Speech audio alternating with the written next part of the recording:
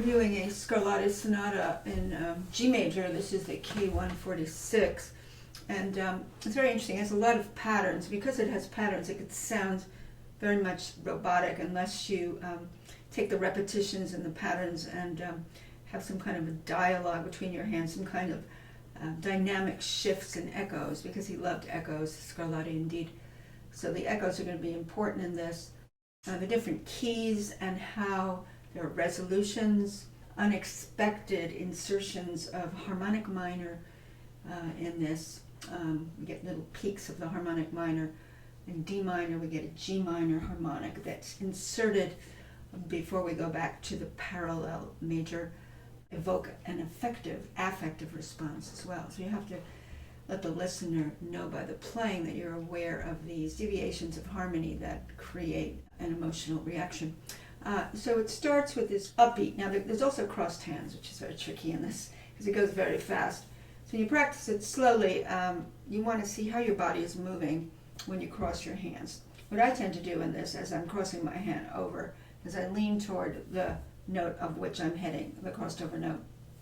Then we do it slowly. It starts with this wonderful little rhythm that has to be just extremely well defined. This. A bit of a trill, but right after that you have 30 seconds. 2-2. Then it resolves to the G major. Notice how I'm leaning over to that G. I almost want to be behind it. I'm not literally behind it, but I don't want to lose that G. And I also want to think of lateral motion, lateral across. So an arpeggio going laterally.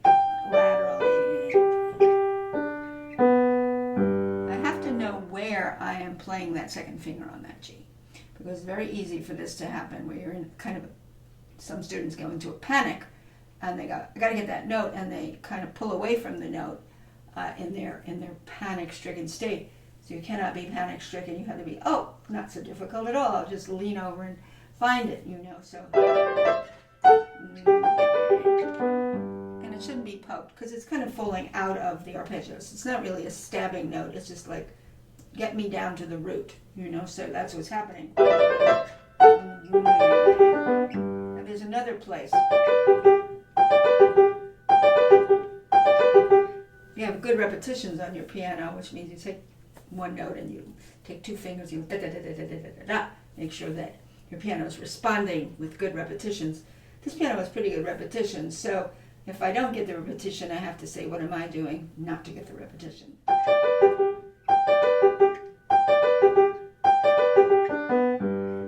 Thing is having loose thumbs, having I call them the feather light wrist driven thumbs. Wrist.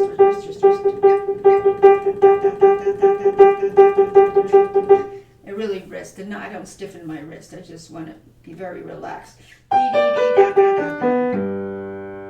So we have finish. Now here's an echo. I do an echo phrase.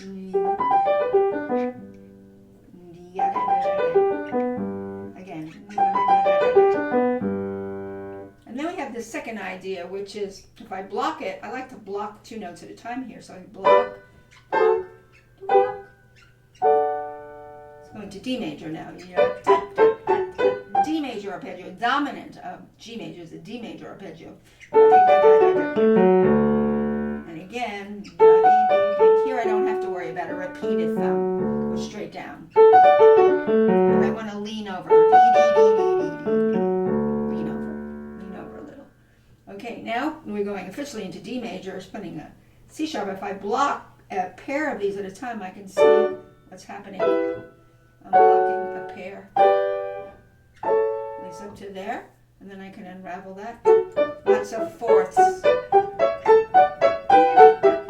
Now this is D minor for a moment. He lowered the F sharp to F, and now this is harmonic minor of D minor. That's a beautiful moment, and then he comes back to D major. Happy. Or we do it that way. I like it that way. That kind of articulate grouping is nice. So you heard this little beautiful D minor insertion here. Now if we do it legato, you can hear it better.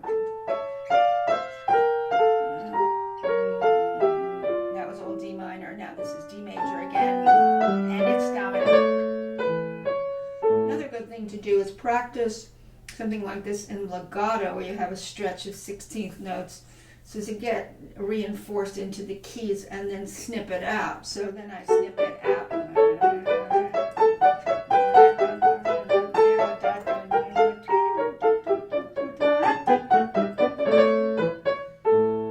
I have a student doing this, or was doing this, and I said, when you get to that measure with the B flat and the C sharp, which is denoting the harmonic, push it down a little, give it a little pathos by lowering the dynamic.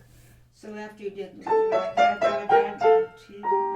how nice that is. Then you come back to your bigger sound. So these are things phrasing-wise that make one person playing connect more with the listener, connect into the beauty of the phrasing. Let's put it that way. Now this next section is very interesting. It's a pattern. If you just find the principal notes in this pattern, they would be, this is D major now, A, D, E, and then he has parallel thirds. And he's going to do it again. I'll show you how I fill this in. And then A, D, E, parallel thirds. Going up a step. Again, A, D, E, up a step.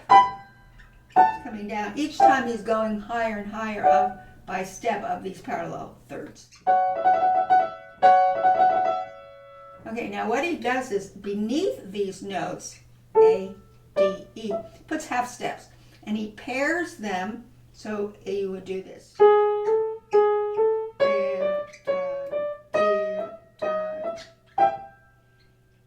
I'm just giving you an example of what he's doing. He does it again.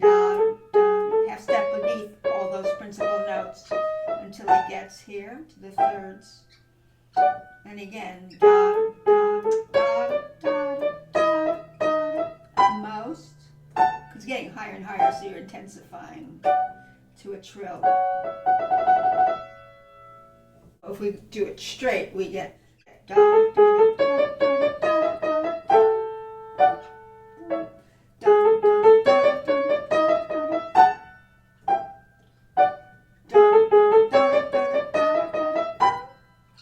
outline. Now what he does is when he gets to the thirds, he adds the dominant note A. So you get the A7 chord here, the A7. So you have to add that.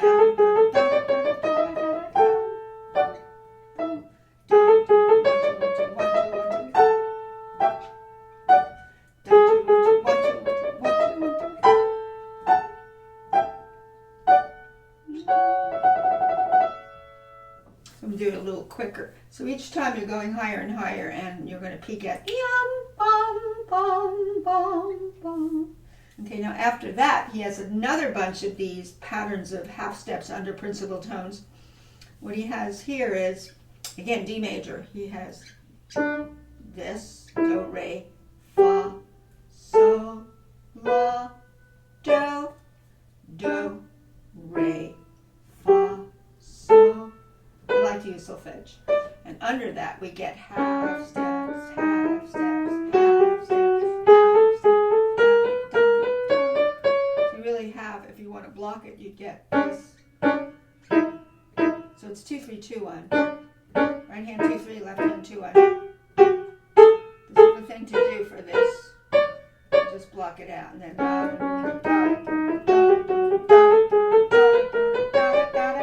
you go to the subdominant here, tonic. Now do an echo of that. Softer. Subdominant.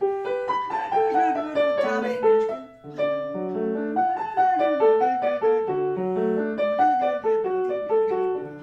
Falling down. That's all falling down. So these arpeggios are just little circles coming down. See, this kind of slow practice is very good because you're both doing analytical practicing, and by knowing the keys and the key changes and the insertion of harmonic minor, you know what you want to do with it. Also know about echoes. Okay, now we go to the next section. He ended in D, which is the dominant key of the piece, because the primary key is G major, so we ended in the dominant. And that's often what's done in the binary form of the Baroque. They end in the dominant key. Now, of course, in the second section, you have usually lots of key changes. We already had a couple of key changes in the first part, but we're going to have more poignant ones in the second part. So we start in D major with the same idea that we started with. It's exactly the same, but transposed to. Now, what's different, however, I noticed, is he holding this D down. In the beginning, he did do that. He went, and here he's holding the root down. So gives a little extra voicing. And then here I do an echo. Remember, I'm way behind tempo. Now it goes to A minor. A minor, so beautiful here. A minor. And then he does a little echo. I make an echo. Of this. You gotta be careful of get that accuracy. Double A's. And now he goes to G major. Yeah. G major. I bring that down. It's hard to get this even. Now he stays in G major, wrecking the home key. Here comes G minor. Harmonic. I do that less. Now major. G major. So you can see just in those couple of measures, there's this twinge of the insertion of the harmonic minor that we didn't expect. Happy G major. G minor.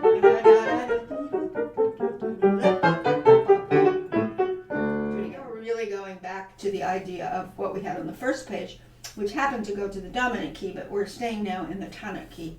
So, yeah, we know the pattern already. It's G major, D,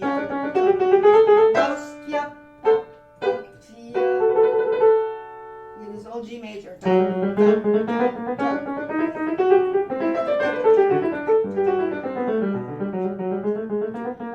2, 3.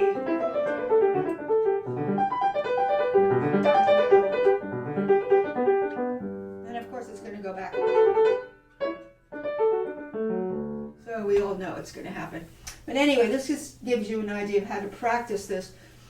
And it's, up to now I've been playing it way behind tempo. It really goes quite fast. I'm not going to try to do it that fast.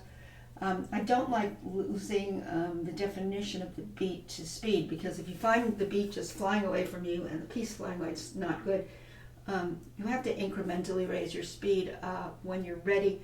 You can do sections of this and see if perhaps in the pattern section, if you can get the fluency you want.